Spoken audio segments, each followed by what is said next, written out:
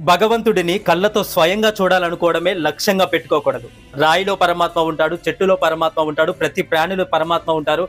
చివరికి మన హృదయంలో కూడా పరమాత్మ కొలువుదీరి ఉన్నారు. కళ్ళు మూసుకొని అంతర్దృష్టితో చూస్తే పంచభూతాలలో మనకు పరమాత్మ దర్శనమిస్తారు.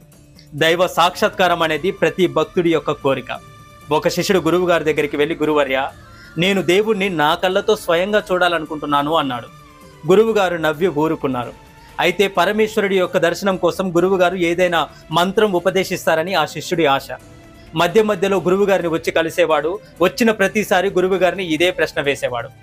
ఆయన నవ్వి ఊరుకునేవారు. ఒకసారి అతను వచ్చినప్పుడు గురువుగారు అన్నారు, ఎండలు ఎక్కువగా ఉన్నాయి, నదికి వెళ్ళి స్నానం చేసి వద్దాం పదా శిష్య అని అతన్ని నదికి తీసుకొని వెళ్ళాడు. నదిలో శిష్యుడు నీళ్ళల్లో మునిగి లేద్దాం అనుకుంటుండగా గురువుగారు అతని తలపై చేయి ఉంచి తీయలేదు. కొద్దిసేపు ఆయన శిష్యుడి తలను నీళ్లలోనే ఉంచేశాడు.